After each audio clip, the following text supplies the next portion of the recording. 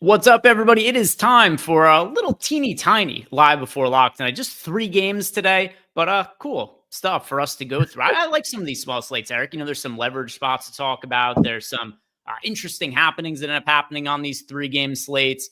But yeah, only 3 games to talk about today, guys. Do us a favor, like the video, subscribe to the YouTube channel. We are sponsored here by DraftKings Best Ball. It is Best Ball week over at DK. So if you have been looking to get some entries into the big $15 million contest over on DraftKings, now is the week to do it, Eric, because they've been doing stuff like, other than just the standard offer, which is draft your first $20 best ball line, you get another one for free. You get an additional ticket to that Millie Maker contest. On top of that as well, they have individual promos they've been running on individual days where it's like, get 3 entries and then get like a Millie Maker ticket for week 1. They've been doing stuff like that this week. So check out all the different promo offers that are going on at DraftKings over the course of Best Ball week as well. Like the video, subscribe to our YouTube channel while you're here. Eric, how is your day going?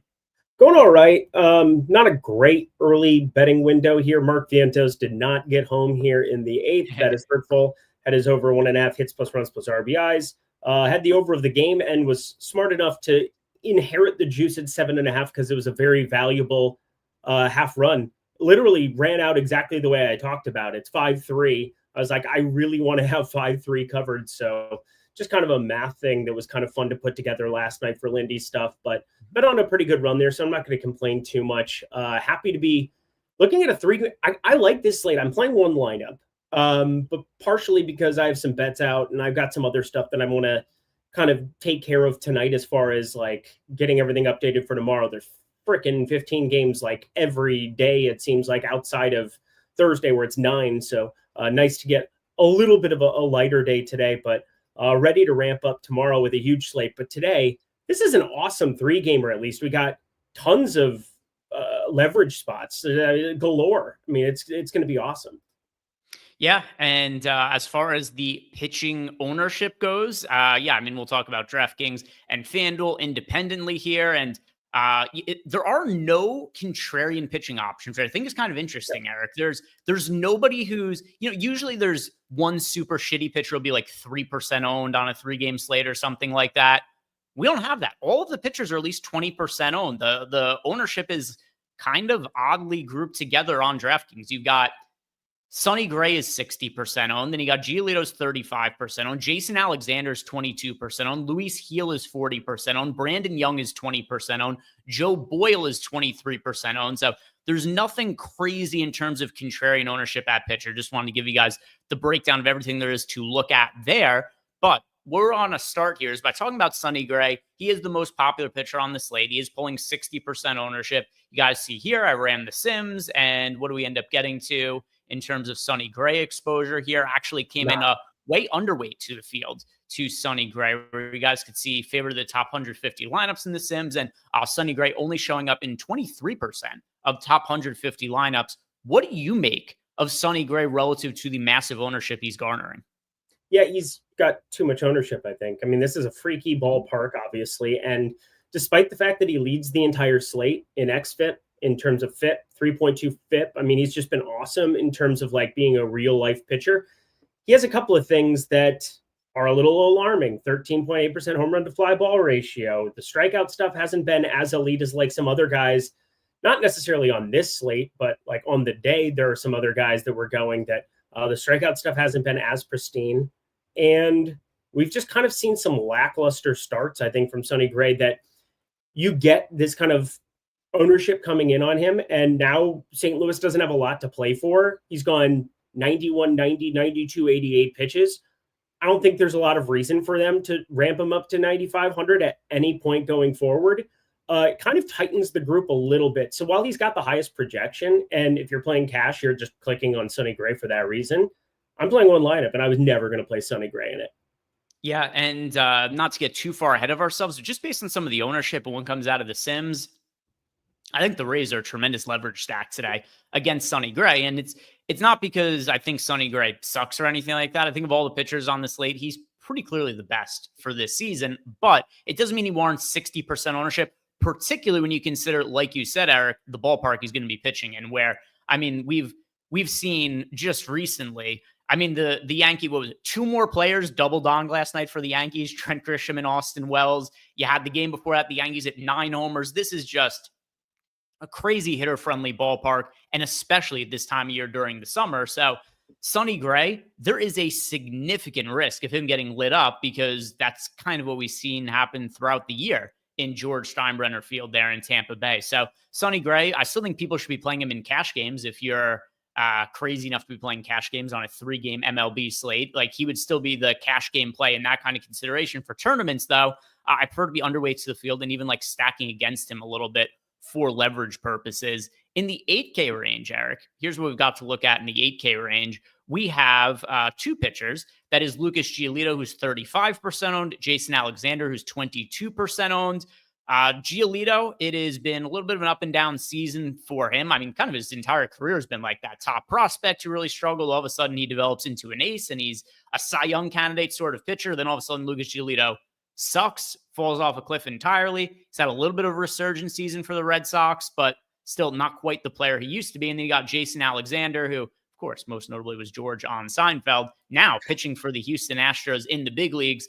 And kind of surprised he's 22% owned, but it speaks to how thin pitching is today. Do you have a preference between Giolito and Alexander in the 8K range? Yeah, I strongly prefer Giolito, mainly because of what the strikeouts can be on the Yankee side of things.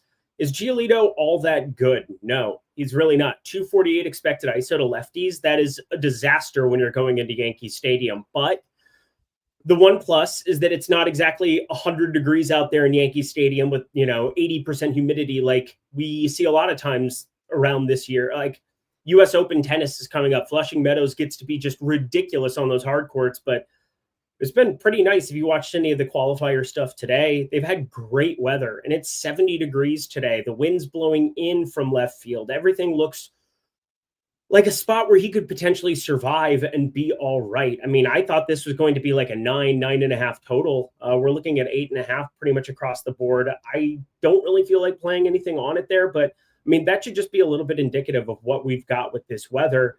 And there's not really, like, I think the main thing is like Joe Boyle, the push and pull, as far as like how I would want to handle one lineup. I don't really have any interest in playing Jason Alexander against Baltimore. I think Baltimore is one of the more interesting teams to get to on the slate because he's pulling any ownership. We'll talk about how bad he is in a bit, but Lucas Giolito stretched out, 22% K rate against righties, of which you get enough of them in here to kind of matter in Judge and Stanton and Goldschmidt and Volpe. I think there's upside still for him there, and I think he's probably the guy that I'm the most comfortable clicking on that is not Sonny Gray, and obviously I'm not clicking on Sonny Gray. Yeah, between these two pitchers, it's got to be Giolito for me. I'm just overall pretty low on Jason Alexander as a pitcher. We've got, out of Jason Alexander now, 29 big league appearances, 115 innings, 5.15 ERA, 5.09 FIP. Then you look at his numbers for this year, which has been half as a starter, half out of the bullpen. And even with half his appearances coming out of the bullpen, he still has a 4.74 ERA. 4.43 expected ERA, 4.67 FIP. So certainly hate the matchup for Giolito against the Yankees. But when you compare him as a pitcher to Jason Alexander, I think Giolito is better. So I lean towards Giolito over Alexander, especially when you consider that Alexander 23%. When's Jason Alexander going to be 23% owned on any slate? It would only be a 3-game slate that something like that could happen, especially an 8K Jason Alexander. So I prefer Giolito to him for sure. And we got a super chat here from official Chris George Pestis. He is saying that he likes Judge, Roman Anthony, and Caminero for today. All right. I don't have any issues with any of those names. Do you, Eric? I love Roman Anthony to get walks today. I've been staring at that on Onyx for like the entire day as well, but ended up playing it in some pick'em because it ended up being more advantageous to do so. Roman Anthony, just leading off against Luis Gil, who we haven't discussed yet. We'll definitely discuss him. Always a fun topic of conversation. Somebody I was super high on to begin last year, but knowing that there's a very noticeable issue there. And then Caminero, again, Tampa Bay, I think, is probably my favorite stack to get to on this slate, purely because of how much ownership Sonny Gray's pulling. And so I am definitely a big fan of Caminero and Brandon Lau today. So let's move on to the 7K range. And what we have in the 7K range is just Luis Gil at $7,500. He's our second most popular pitcher on this slate. So 40% owned, not only marginally more popular than Lucas Giolito, though. It's not like he's the 60% ownership that Sonny Gray is pulling for today. So Luis Gil in his last start was somebody who you and I were both on, and he pitched serviceably. What was most notable about Luis Gil going into that start is we both thought that he had the potential to be stretched out a little bit more in that outing because his first start of the year he went 77 pitches. His second start, he goes 91 pitches. So we're thinking, hey, we're getting a full workload from Luis Gil. Only threw 83 pitches. This is a little disappointing relative to what you and I were expecting going into that start, but still, he was okay. 5 1/3 innings, 4 strikeouts, just allowed the 1 run in that outing. But to me, I just think he's underpriced, especially when you consider the other options. There's no world where Jason Alexander should be $500 more expensive than Luis Gil. Yeah, Luis Gil got himself in a little bit of a bind there, which is why they pulled him. And obviously the Yankees have had their bullpen concerns as well. There's a lot of different things that have happened there. But Luis Gil, 3 walks last time out. That was the main thing that you're always going to talk about with Luis Gil. If he does not walk guys, he gets a lot of strikeouts. If he walks guys, he works too far into counts. You could see him go 4 innings and it would be a stone cold disaster. And this is definitely a tough spot taking on Boston. I mean, this is a Boston team that since putting Roman Anthony up there, now they've got Bregman back alongside him. I mean, this is just a team that's getting better. I mean, removing Abraham Toro and adding a Nate Lowe, like they continue to make moves that are to win today. And this is a tough spot, no doubt about it. But the thing is, you have Luis Gil, and you know what that strikeout upside can be. He's done a pretty good job so far this season, 141 expected ISO against lefties, but just an 11.1% K rate against him. Hasn't gotten a ton of swing and miss against him, but you go back to last year, it was at 23.8%. So I do have, the feeling that things will get better as we accumulate sample size for him. I think he's got to be my second favorite pitcher to get to outside of Sonny Gray. So if you're playing a bunch of lineups, again, I'm not going to say that Sonny Gray isn't somebody that you can fire up, and I'm not going to play him in one lineup. But Luis Gil, he's definitely in that lineup. I don't know where else I would go and feel comfortable because like Brandon Young and Jason Alexander have the same like uncomfortable type matchups and they suck. So yeah. There's that. Yeah, but relative to ownership, I prefer Luis Gil to Sonny Gray. Luis Gil, you're also saving $1,500. You're getting him at, fairly reduced ownership. Sonny Gray is 60% on compared to the 40% on Luis Gil. So I do prefer Luis Gil to Sonny Gray. For cash games, I think Gil and Sonny Gray should be your combination. But, we care less about somebody being over-owned in a cash game, obviously, compared to a GPP. On the low end, Eric, we got 2 punts in Brandon Young and Joe Boyle. They're kind of like my de facto 3rd and 4th favorite starters on the slate. Once again, relative to ownership, where Luis Gil, Lucas Giolito, that's my favorite pitching combination for GPPs. I'm good with mixing in Brandon Young and Joe Boyle. I definitely prefer getting to them than Jason Alexander, but I don't want to be crazy heavily exposed to either of them at the same time. I 100% agree. I'm playing Joe Boyle as my SP2. It's uncomfortable seeing a guy with a 14.5 outs prop that I bet plus 110 sitting there. But if you watch that San Francisco outing, I know it's a ballpark that mitigates win. This is truly like a watching the game kind of thing that makes it kind of interesting to me. I wanted to watch Joe Boyle, and I wanted to watch every single pitch. He came out of the gate, hitting 101, 102 right out of the gate, and they started jumping on it immediately and getting it up in the wind. And there were a couple of bad plays by the outfielders for Tampa Bay that ended up making it hits that should have probably been caught balls, especially the one for Josh Lowe in right field. Had a ball hit up against the wall that ended up leading to a crazy rally that got Joe Boyle out of there pretty quickly. So it was just one pitcher that I obviously know what the strikeout upside is, and I obviously know the earn run downside, the walk downside, everything that exists for Joe Boyle, but he has no pitch that drops below like 92 average mile per hour. Like his off-speed stuff is 92. Like it's absurd the kind of stuff he has. And he's taking on a St. Louis team that it's still constructed in a way where it's not the most advantageous, but I brought it up before. Brendan Donovan, not in this lineup, is such a big deal getting Thomas Sagasi in. And I feel like there's like 3 or 4 of these spots that it's like, all right, I'm going to target St. Louis because I think It's a little bit underprojected. I think it's a little bit easier spot not having Brendan Donovan in the leadoff spot and having Lars Nootbaar up there. So I'm willing to embrace it in one lineup and just say Joe Boyle rules. And I agree with you. If I have to roster just one of these guys on the low end and we're choosing in between it being either Joe Boyle or Brandon Young, to me, Boyle's the higher upside guy. Brandon Young, for the year, he's got a 20% strikeout rate. He is coming off of what's likely to be the best outing of his entire career, where he nearly had the no-hitter last time out. So, I think maybe people might gravitate towards him over Joe Boyle for that reason. But I mean, you're also looking at a guy in Brandon Young who is 27 years old and is a rookie. And it's because he was not much of a prospect in the minor leagues and is somebody who regularly had ERAs of 4+ in the minor leagues not all that long ago either. In 2023, in A-ball, so let's see, 2020, he was a 25-year-old in A-ball with a 7.45 ERA a couple of years ago. That usually doesn't spell a lot of upside.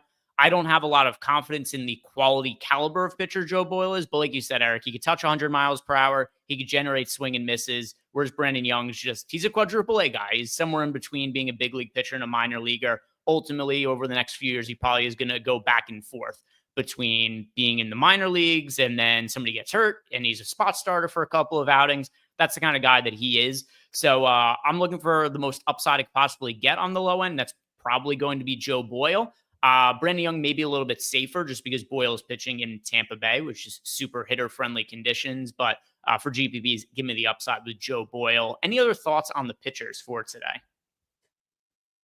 I mean, there's only 6 of them. So, like, when you're building even 20 max, you're probably going to get an assortment of everybody outside of, again, I think I'd probably be against playing Jason Alexander in anything because I can't really make a case for what the upside could be.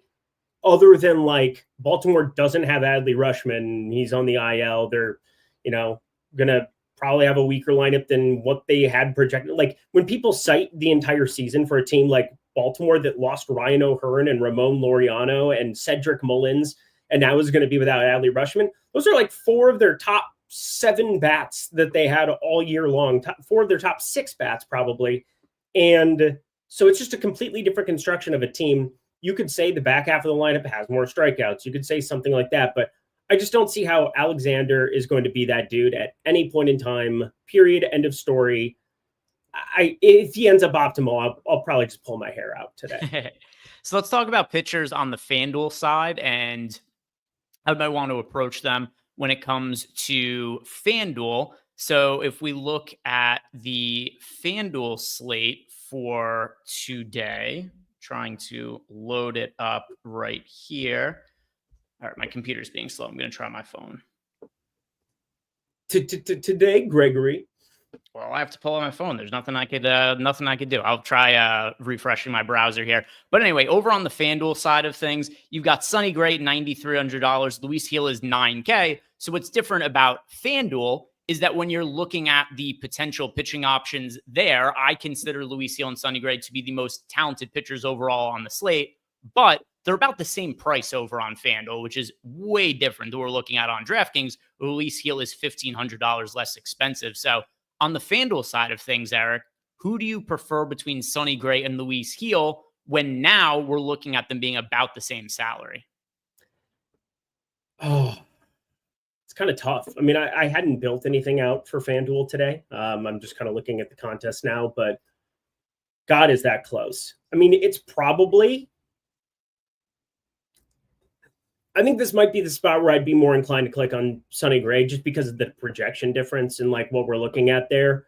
Also, in terms of like not having an SP2 there, like Joe Boyle is distant, like for me there. There's like no 6-inning upside unless he just runs beyond lucky in that spot, but probably going to be Sonny Gray for me over there. I think you could get to some Brandon Young at 7,400 there. I think that'd be okay with me, but yeah, I think one lineup Sonny Gray. It's going to be Luis Gil for me because that ownership is so high on Sonny Gray. It's a single pitcher site and he's 50% owned. You can get Luis Gil at 19% ownership. Giolito's 12% owned.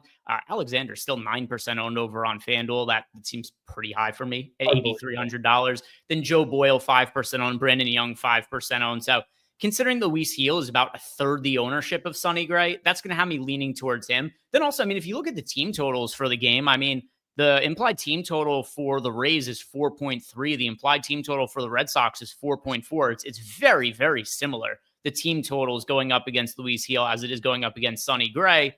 And then like I was just saying, Sonny Gray 18% on compared to the 50% ownership on Sonny Gray. So on FanDuel, I still like the leverage of stacking against Sonny Gray and trying to get a little bit different at pitcher. If you're rostering somebody who isn't Sonny Gray or Luis Gil, so now, all the rest of the bunch on FanDuel, is there any of the other pitchers that stands out to you as somebody you'd want to be gravitating towards at really low ownership on a single pitcher site? Yeah, it would be Brandon Young. I don't think he's all that good. And obviously last time out, you brought it up. He went berserk for no reason whatsoever. It was the weirdest no-hitter / perfect game going forever that I can remember in quite some time. But I'm so vehemently against Jason Alexander, who has gone, 6 innings the last 3 for what it's worth. It's just, he's not my cup of tea. It's going to be Baltimore. Just siding with Baltimore big time today as well. I'm building this out here in that $9 that's still available here. And yeah, I'm looking at Tampa Bay. I'll probably go Luis Gil still, but yeah, Brandon Young would be a consideration for me, but not really a consideration for me. Yeah, so for me, if I'm going to be getting away from Sonny Gray or Luis Gil, what's tough about like Brandon Young and Joe Boyle to me is they're $77 and $7,400. So it's not like you're getting them at the $6K price point you're getting on over at DraftKings. So if I'm going to be a little bit different, I'd go towards Giolito at just over 10% owned. But I really gravitate mostly towards Luis Gil as being my favorite FanDuel pitcher for tournaments relative to the ownership. For cash games, once again, just play Sonny Gray over on FanDuel, 50% owned. He's going to be like 75, 80% owned in cash or something like that. For GPPs, Luis Gil for me. Any other thoughts on the pitching options? Yeah, I mean, I don't want to completely besmirch Jason Alexander, I guess, for FanDuel purposes, purely because of the depth that he's given them in 3 consecutive. But like, Jason Alexander is not good. He's a cast off of Milwaukee that just, there's nothing that's all that appealing. He's pitched a little over his head in the last 3, not generating a ton of swing and miss. I guess 6 and 3 of his last 4 is pretty decent, but facing the same team back to back as well can't exactly be ideal for you here. And it's obviously a much better situation to be lefties on Baltimore in this ballpark as opposed to the cavern that is in Houston. So everything about Jason Alexander is not setting up well. Yeah, I did remove the bot from chat. The football bots have returned. So gave it the ban, and I am on alert for any of the other bots that may pop up in here again. So yeah, for me pitching, I mean, we've gone through every single pitcher on DraftKings and FanDuel. I'm going to check Discord to see if there's any questions that came in there, which there aren't. Do want to let you guys know that because we just had the football bot in chat, it must have known what's coming up next. College football season is about to be starting. So I know that Matt Gajewski tonight is working on some college football content. I believe there's going to be a video going out tomorrow. And if you guys want to sign up for our college football data for the year, our sale just went live for week 0. So if you sign up for our core weekly package for college football with the promo code college, and I really hope you guys spell college correctly, all capital letters, $1 access for the core weekly package. So if you guys are going to be playing week 0 NCAA football this week, why not take advantage of a $1 offer, get access to our projections, ownership, sims, and you guys know Matt Gajewski, the best in the industry when it comes to everything football related. So he's going to have you covered on that, and also check out the content that Matt is going to be putting out tomorrow. But $1 access, promo code, once again, college, all capital letters, COLLEGE. Link to sign up down below in the YouTube description box. You guys can go there, select the weekly core package, and then enter that promo code to get access for just $1. Ready to talk some stacks, Eric? Oh yeah, this is the fun part. All right, so let's go over to stacks, and you guys can see what the Sims are doing here. It's something that I've also personally alluded to liking for this slate, just jamming the Tampa Bay Rays. This is where the leverage is for the slate. There's only 2 super popular pitchers today. Sonny Gray, Luis Heel, and even Luis Heel relative to a 3-game slate isn't pulling insane ownership. But Sonny Gray being 60% owned, do the Rays have the highest chance of success on the slate? No, they actually have the lowest team total of anybody on the slate, but it's 4.3 runs, and there isn't a single team on the slate that is a team total north of 5. So it is pretty grouped together. You got this one pitcher who's pulling a ton of ownership. Sonny Gray is probably going to be like 80% owned in small field stuff. Eric, I love the Rays as a leverage stack for today. I think this is the best team to be rostering for large field tournaments as well as for small field stuff. Do you see it the same way, or is there a different stack that you prefer overall?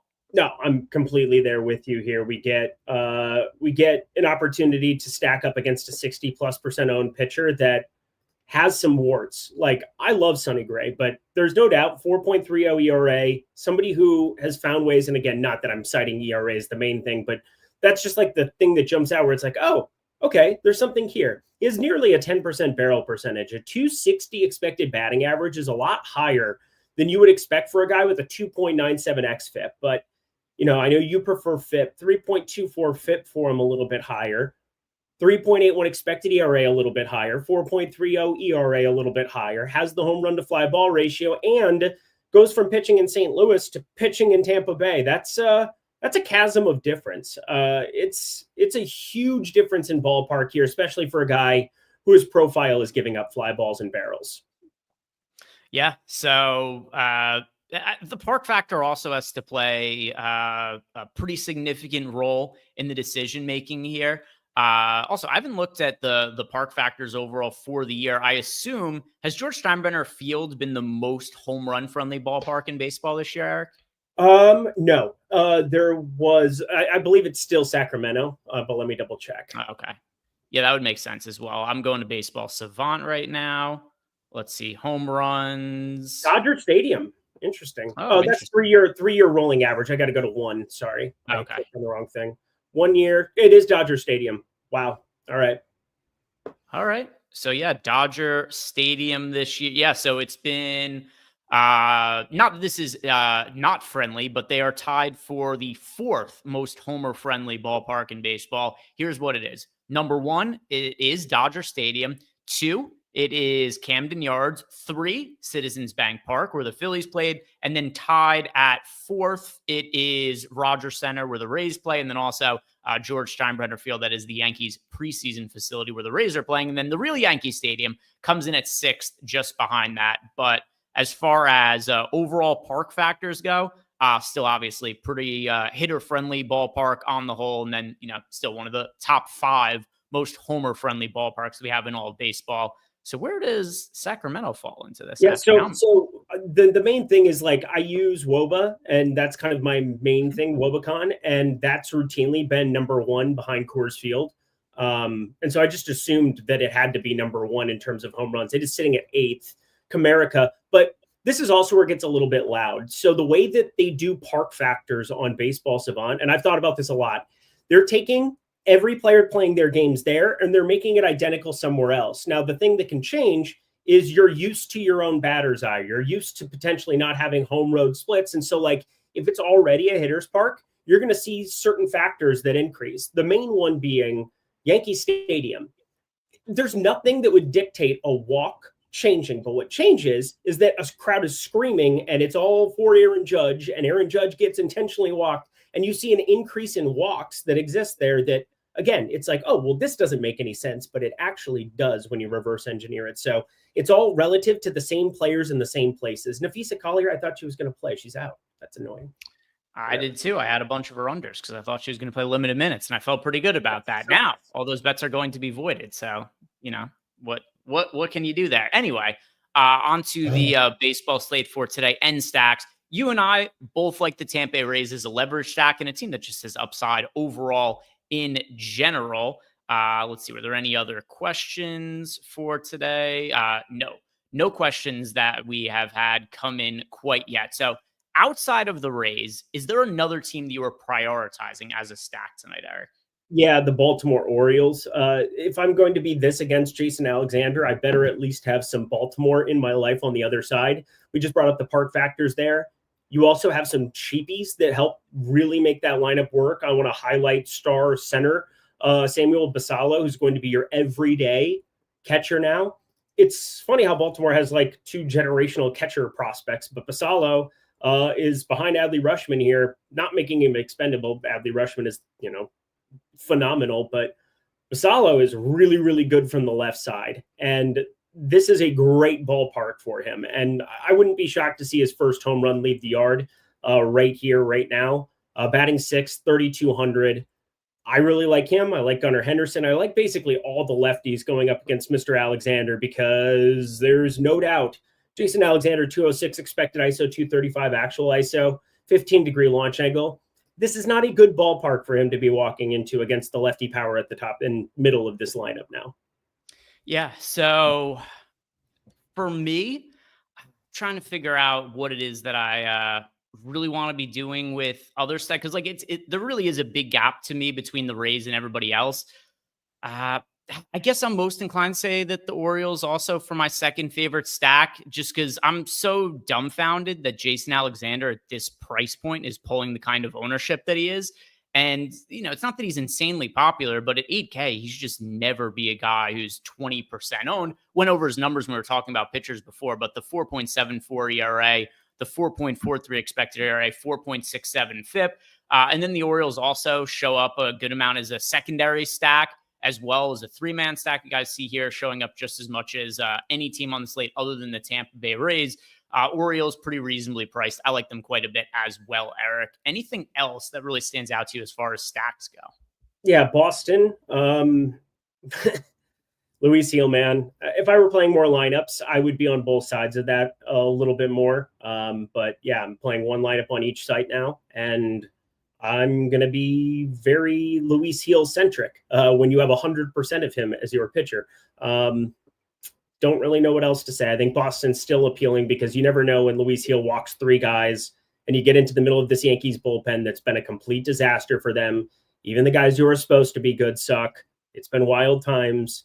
I'm sure they'll figure it out come season's end. But yeah, it's definitely an advantageous spot in a very friendly hitter's park, but a little less hitter-friendly than it normally is tonight.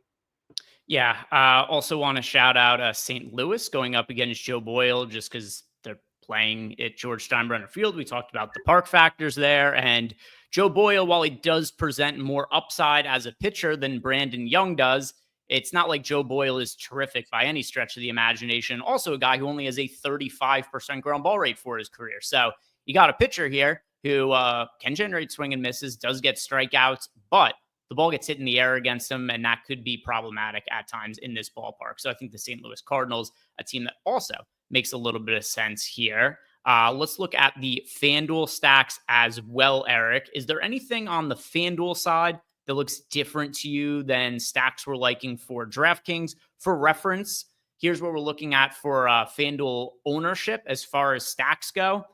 The Cardinals are the most popular stack on the slate at 17% owned. And then the low owned stacks that we have over on FanDuel are...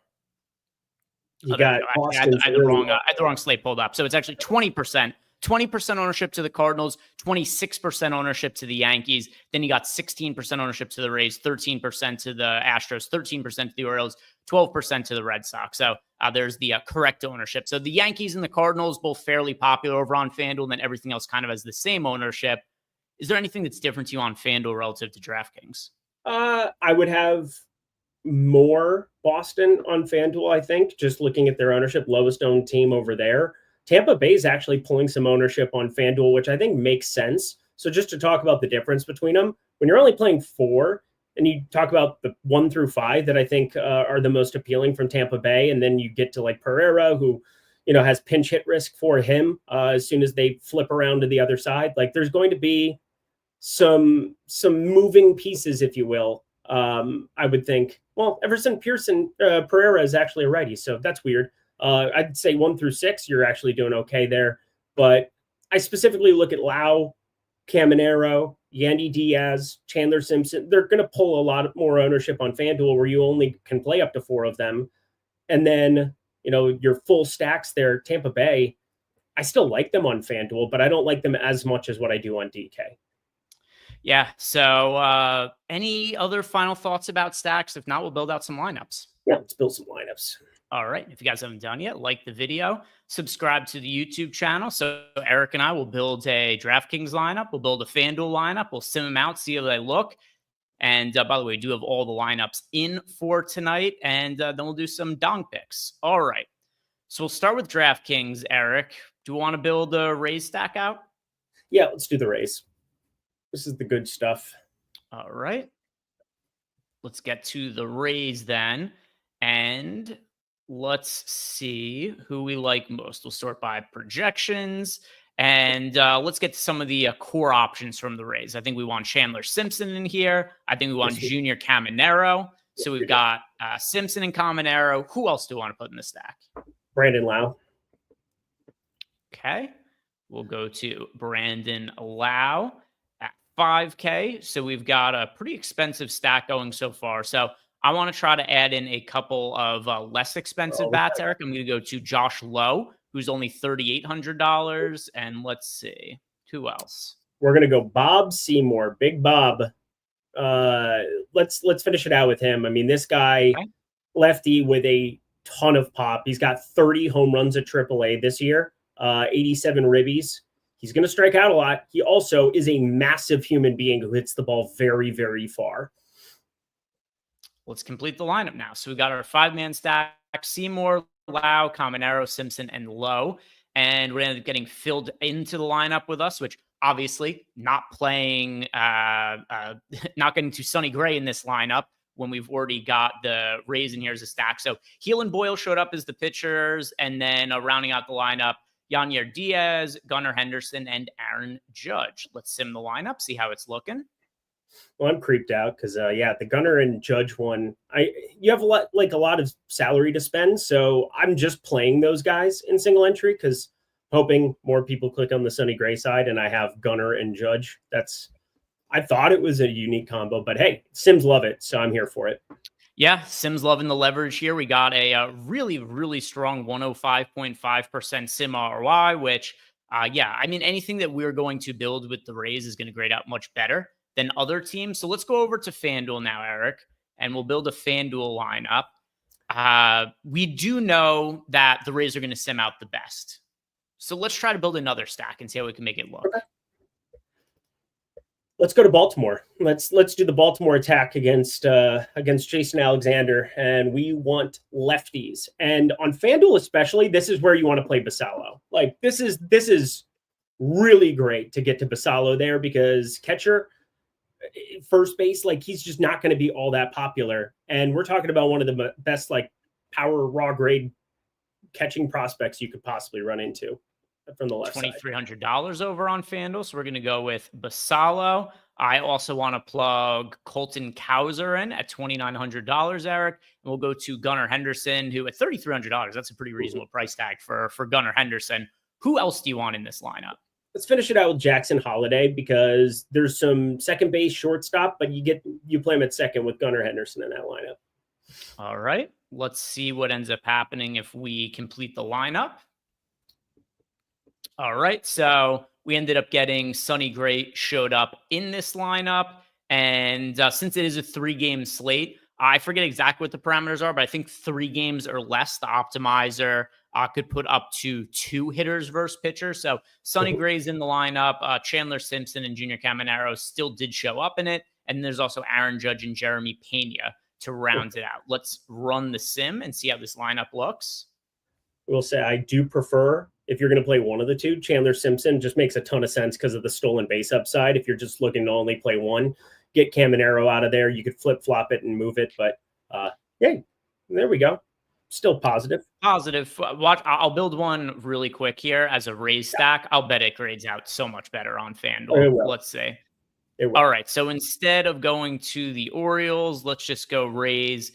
Chandler Simpson. We'll go Caminero, Lau, and actually, let's just plug in the top 4 hitters in the lineup. We'll go Simpson, Caminero, Lau, and Yandy Diaz.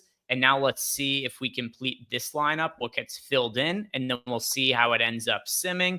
So it ended up being Giolito at pitcher with Gunnar Henderson, Lars Nootbaar, Aaron Judge in there. Let's see this one. Yeah, I love the Baltimore pieces in that with it too. This one still didn't end up coming out all that great. Ooh. Tough sledding over on I the said FanDuel side. Tampa is not as good of a stack. If you build out, because I built out the 150 there, Tampa Bay does not grade out as well as what they do on DK. They're an electric stack for DK, but part of that is, on FanDuel, there's just such a projection gap that you have for Sonny Gray over there. So, I think it's siding with Sonny Gray a little bit more. All right. So let's do some home run picks then. If you guys haven't done it yet, like the video, subscribe to the YouTube channel, and now it is time for dongs. So Eric, let me know, who are you picking to go yard today? I'm going to give up my home run pick and then read off some home run picks from chat. Who are you going with tonight? Yeah, I was obsessed with it last night. I'm still obsessed with it. I can't believe we got plus 575 on it. Got a little bit better over on Novig as well, but I obsess over Jesus Sanchez in this spot. Batting fifth, 222 expected ISO against righties, and that was in Miami. Now we're walking into Baltimore, like the best lefty park you could possibly walk into for power. In fact, as we were doing everything with those rolling year-over-year averages, if you just go by batting side and you go to lefties, that is the number one park that you're looking at here. 140. It's that in the Phillies, so it makes sense with the lefties there. But Jesus Sanchez, man, you're one lefty that you can really trust until Yordan Alvarez, who sounds like he's close to coming back, gets into that lineup, and that'll be really fun to watch. But Jesus Sanchez, my dong of the day. I'm going to go Junior Caminero for tonight, Eric. Getting a little bit of leverage going up against Sonny Gray. Let's see what we got from chat. Chat is going with, all right.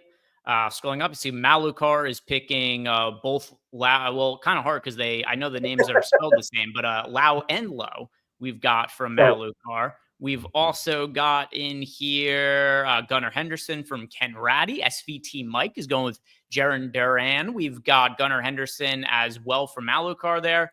Dulaville is going with Jazz Chisholm. We've got Caminero as well from John Davis. Giancarlo Stanton from Pierre. Clintwood 83 is going with Ben Rice.